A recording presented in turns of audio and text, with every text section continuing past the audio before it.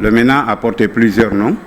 Il y avait d'abord le MEPIA, c'est venu encore MENA, ils sont revenus sur MEPIA, ils sont revenus sur MENA. Je crois bien, le ministère de l'Éducation nationale et de l'alphabétisation, c'est un ministère qui est le pionnier, disons, du système éducatif guinéen.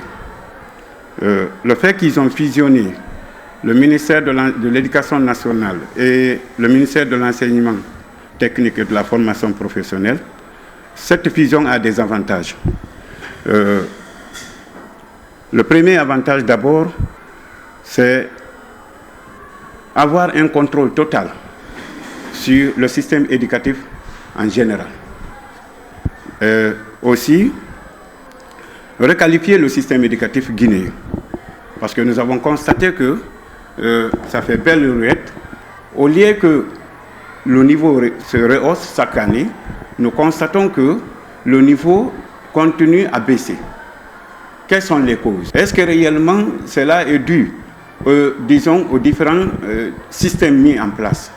J'espère, avec cette fusion, nous aurons d'abord un système éducatif beaucoup plus fiable. À partir de là déjà, ils auront un contrôle total sur l'ensemble, n'est-ce pas, des dépenses que l'État doit, n'est-ce pas, allouer au système éducatif guinéen.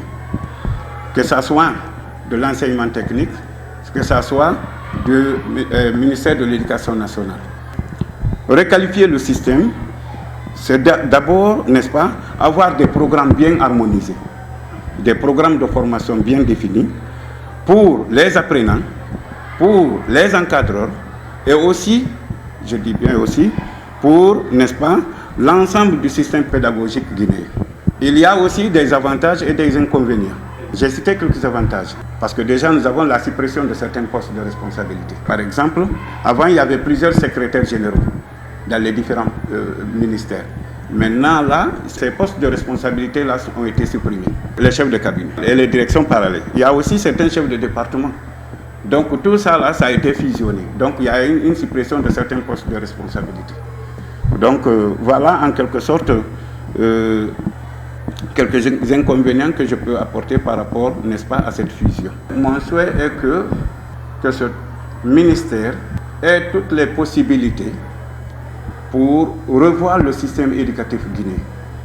Chercher à comprendre qu'est-ce qui ne va pas, qu'est-ce qui fait cela.